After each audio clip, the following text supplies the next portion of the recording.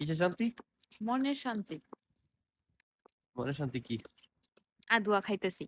বড় স্ট্রবেরি খাওয়া মনের শান্তি? এটাই তো আদুয়া কেন? এটা তো ধুয়েই পড়ে ভিতরে। দিয়া পড়ে? হুম। হুম, হুম। হুম, হুম, হুম। তো নরমালি হচ্ছে আমার স্ট্রবেরি অনেক বেশি পছন্দ। বেশ কয়েকদিন ধরে ভালো স্ট্রবেরি পাচ্ছিলাম না, তো খেতে পারছিলাম না। তো আমার অনেক বেশি ক্রেভিং হচ্ছিল। পরে একদিন হচ্ছে ইকা ম্যাক্সিতে যাই, ইকা ম্যাক্সিতে গিয়ে বলে যে আমি এখনই খাবো। মানে এমন একটা অবস্থা যে আমি ইকা ম্যাক্সিতে থেকেই পে করার আগেই বলি যে তাড়াতাড়ি পে করো, আমি খাবো। কিসের ধোয়া কিসের কি, আমি মনকে সান্ত্বনা দিলাম যে এটা তো ধুয়েই ভরে। আসলেও এটা ধুয়েই ভরে, তারপরও ধুয়ে খাই আমরা। ওই দিন আর সহ্য হচ্ছিল না, আমি রাস্তা দিয়ে হেঁটে হেঁটে ওই এক প্যাকেট স্ট্রবেরি খেয়ে ফেলি। কারণ এক প্যাকেটে থাকে মাত্র 5টা না 6টা, যার প্রাইস বাংলাদেশি টাকা অলমোস্ট 600 650 টাকা। তো ওই 5-6টা স্ট্রবেরিতে আমার কিছুই হয় না। বাট এইখানে অনেক ভেরিয়েশনের স্ট্রবেরি আছে, অনেক দেশের গুলো আছে, এক এক দেশের গুলো এক এক প্রাইস। তো যেটা সবচাইতে বেশি প্রাইস ওইটাই সবচেয়ে বেশি মজা, তো ওইটাই আমার কাছে খুব বেশি ভালো লাগে। আর এদিকে আমি অসুস্থ থাকার কারণে আমার হাজবেন্ড হচ্ছে বেডের মধ্যে এনে আমাকে স্ট্রবেরি দিয়েছিল। লাভ বানাইতে বলছিলাম বলে ইচ্ছা করে দেখছেন কি বানাইছে। তো এগুলো হচ্ছে রোজার আগের ক্লিপ, আমি হচ্ছে এখন ভয়েস ওভার দিচ্ছি। রোজার আগে হচ্ছে মারিয়াপুর বাসায় আমাদের একটা দাওয়াত ছিল। তো আমার কাছে যেহেতু হালিম মিক্স ছিল, তো আপুকে বলেছিলাম যে আমার কাছে হালিম মিক্সের প্যাকেট আছে, আপনি চাইলে নিতে পারেন। কারণ এইখানে আমরা যেহেতু সবাই মিলেমিশে খাই, সো উনি বানানো যে কথা আমি বানানো সেই একই কথা। উনি বানালেও যে কয়জন খাবে, আমি বানালেও সেই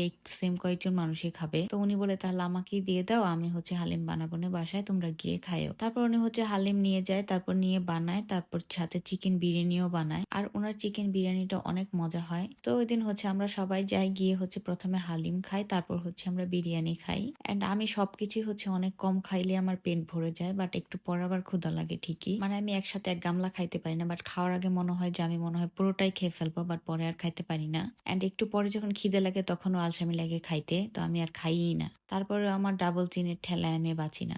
ওই দিন যেহেতু ডিনারে হচ্ছে দাওয়াত ছিল আমাদের মারিয়াপুতের বাসায়, পরের দিন সকালে উঠে দেখি যে অনেক সুন্দর একটা ওয়েদার। তো আমি হচ্ছে আমার ব্রেকফাস্ট নিয়ে আমি জানালার সামনে নিয়ে একটু ক্লিপ নেই। তো ওই দিনটা যেহেতু ফ্রাইডে ছিল, তো আমার হাজবেন্ড হচ্ছে নামাজ পড়তে যাবে মসজিদে।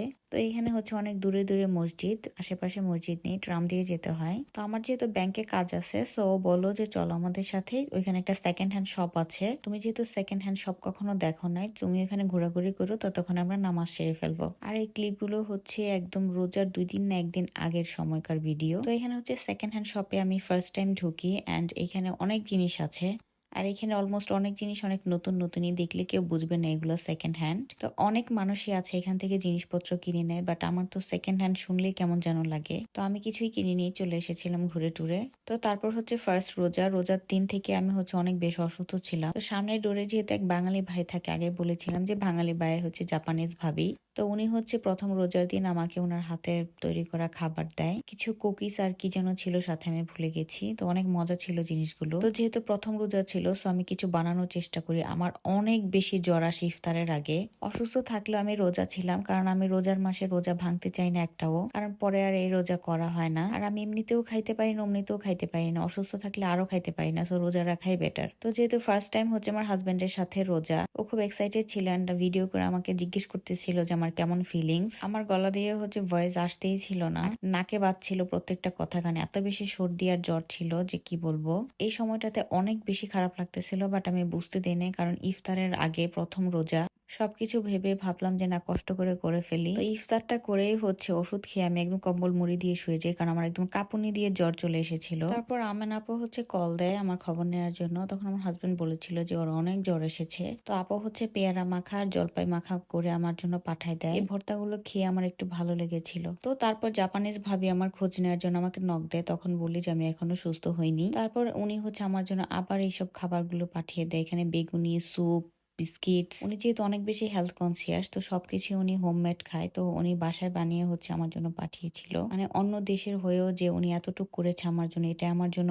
অনেক। কারণ কয়জন করে এটা, যে অসুস্থ শুনে যে বিদেশের বাড়িতে একজন আরেকজনকে হেল্প করবে। তো এদিক থেকে আমি অনেক লাকি আলহামদুলিল্লাহ। তো 4 রোজা থেকে হচ্ছে আমি একটু স্টেবল হই। আর এদিকে যেহেতু আমি প্রথম এখানে রোজা করতেছি, আমার হাজবেন্ডের অনেক শখ ছিল যে সবাইকে ইনভাইট করে ইফতার করাবে। তো আমি বলেছিলাম যে একটু ওয়েট করো, পরে হয় না, ওরা সহ্য হচ্ছে না যে সবকিছু করেছি। মানে ওর ইচ্ছা ছিল যে ১ম রোজাই খাওয়াবে। তো পরে প্রত্যেকদিনই বলতেছিল, "তুমি কবে সুস্থ হবা, কবে সুস্থ হবা, কবে মানুষকে দাওয়াত দিতে পারবো?" আর ও সবাইকে ১ম রোজার দিনই খাওয়াবে বলে অনেক বাজার করে নিয়ে এসেছিল। আর যেহেতু রোজার মাসে ও ছুটিতে ছিল অনেকদিন, তো ও ভেবেছিল ছুটি থাকতে, থাকতে যাতে সবাইকে খাওয়ায় ফেলতে পারি। কারণ ও বাসায় থাকলে আমার অনেক হেল্প হবে। একা, একা তো এত কিছু করা যায় না। আর ইফতারিতে ভাজা-পোড়া করতে অনেক বেশি সময় লাগে। তো ৪ রোজার দিন যখন দেখে আমি একটু স্টেবল হয়েছি, তখন আবার বলতেছিল যে সবাইকে কবে দাওয়াত দিব। তখন আমি বিরক্ত হয়ে বললাম যে, "আচ্ছা ঠিক আছে, তুমি সবাইকে দাওয়াত দাও, আজকেই আসুক সবাই।" পরে সবাইকে কল দেওয়ার পর না করতেছিল যে, "মুনিয়ার শরীরটা ভালো না, পরে করি, এত তাড়া কিসের? মাত্র ৪ রোজা আজকে। আরো ২৫-২৬ টা রোজা পড়ে আছে, পরে করা যাবে।" বাট না, ও শুনবেই না। পরে আমি ওদেরকে কল দিয়ে বললাম যে, "আচ্ছা সমস্যা নেই, আসেন, আমি এখন ঠিক আছি।"